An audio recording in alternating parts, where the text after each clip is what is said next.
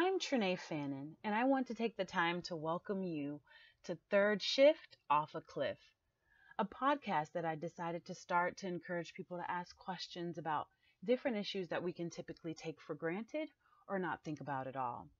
Yet, issues that can have very important effects on society and how we interact with one another. I want people to feel more comfortable or confident to ask questions about different aspects of life, such as why is it like this? Does it have to be like this? What can we do to change this? Does it need to be changed? Can something new be created to enhance the quality of life globally?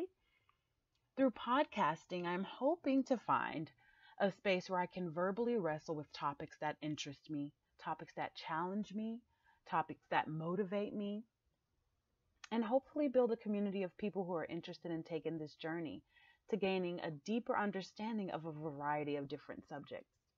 I want to explore the paradox of beliefs and ideas that we can hold, topics covering everything from different catastrophes visited on humanity throughout history and how it affects present day society, to having discussions with guests who are interested and or passionate about things that I have little to no interest in.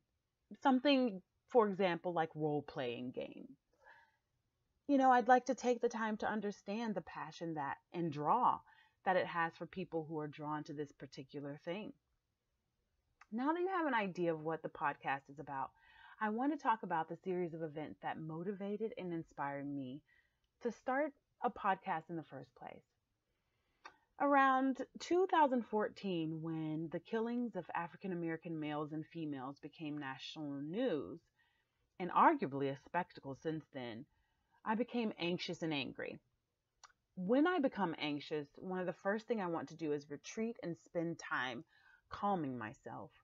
My next reaction is to speak out, whether it's expressing rage or calling out the injustice or finding a safe space to talk about my fears, the emotional triggers, and the sensitivity towards injustice. Because, you know, behaving in those ways helps me to cope with the horrible acts we commit on one another. I look around and I see how the poor in general and poor people of color in particular are treated both in the US and around the world. And I wonder, is anyone else concerned about what's going on? Does this make anyone else anxious and ready to find solutions or, grassroots ways to move forward as evolving human beings? I started to write long posts on my social media, on my Facebook page, everything from rants to pieces of personal writings, poetry, in response to catastrophe. I would write responses to articles that I agreed with and articles that I didn't agree with. I would wrestle with religious texts to make sense of what's happening and how, we're behaving with one another in a society as citizens and um, neighbors. But sometimes I felt like I was in an echo chamber and wearing people out. I realized that there were few people in my network of friends and associates who were worked up enough to discuss, dialogue, and or organize to find ways that we can actively affect some sort of positive change in how humans interact with each other.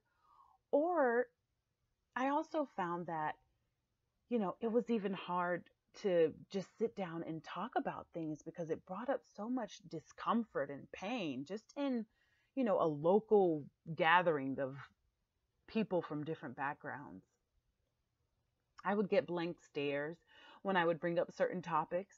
It was exhausting going back and forth with folks and not be able to really, sort of flesh out my voice and what I wanted to say and and how I wanted to move forward and not just sitting back and just kind of watching and but kind of being active in making things different. So I attempted to set up a small group of diverse women in my faith community to talk about weighty topics. I had on the list of the agenda everything from racism to adoption and its effects on birth mothers, adoptees, and adopted families.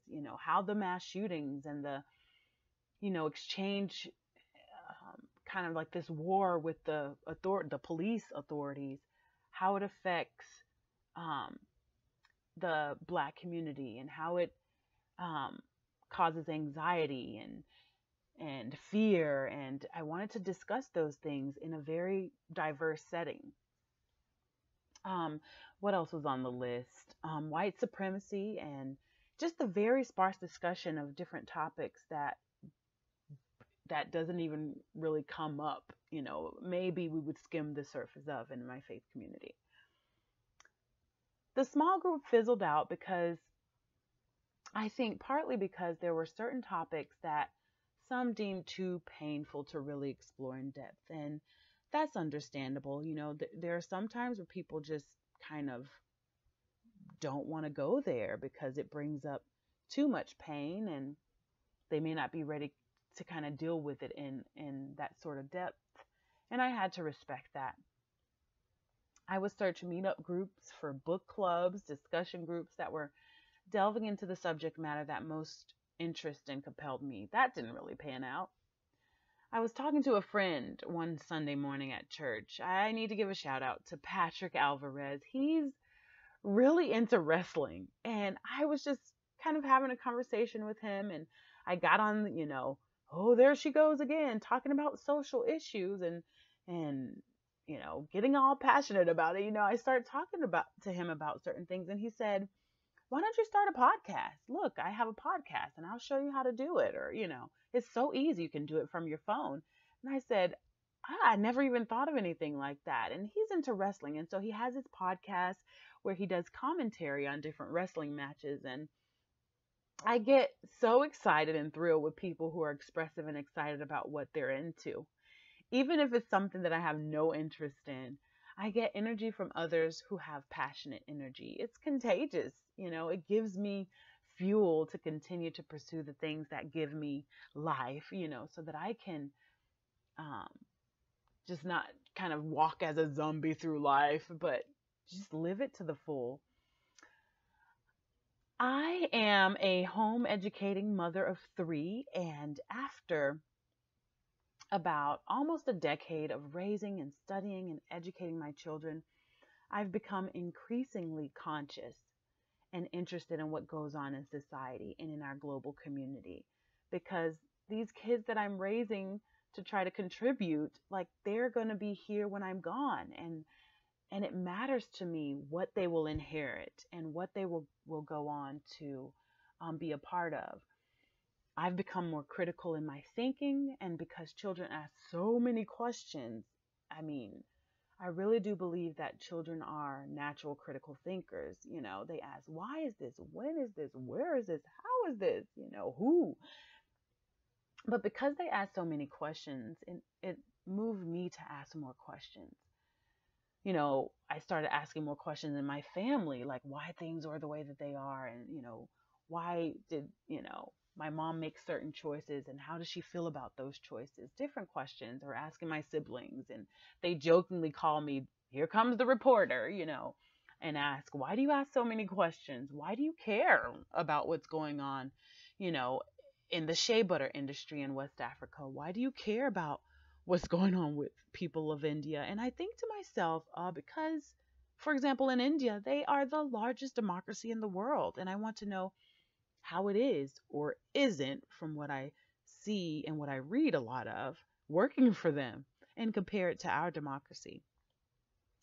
There are so many thinkers, authors, activists, theologians, comedians that inspire me, both living and dead. To name a few: Bell Hooks, a social commentator and thinker and author, brilliant woman.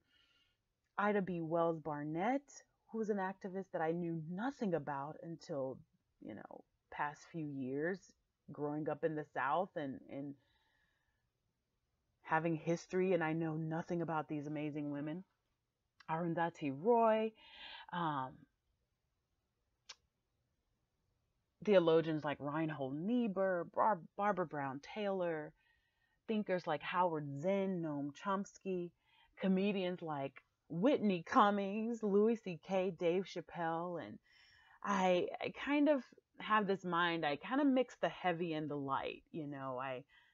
I need comedy, and sometimes it's a little raunchy and a little makes me cringe, but there's something about comedians that kind of just poke a hole in a bubble of this seriousness, or this this intenseness that we can feel about society, and it just kind of makes things light, and kind of gives you hope a little bit in a weird kind of way.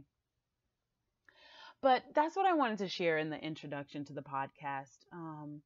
The first topical podcast that I'm going to post after this is on homeschooling, since that's what I'm deeply immersed in right now. And people ask me questions all the time, like, how do you homeschool? How do you stay around your kids so much? Does it drive you crazy? What curriculum do you use when you homeschool? Do you have to uh, do the same thing that they do in regular school? Like, so many questions I get about how I do it, why I do it. Does it take away from what I want to do in life because I'm spending so much energy, you know, with the kids at home a lot? And so I'm going to go into that, and the pros and cons, and what I think the benefits are, what drives me crazy about homeschooling, in the upcoming podcast. So if you would like to join me on this journey, come along for the ride, and we'll see where it goes, of me discussing everything from racism and how it affects us, to homeschooling and educating in a different way, to women's issues, to adoption, to, what is a woman and a man in today's age? So many different topics and questions that I have, and I invite you to come along with me. Thank you for listening.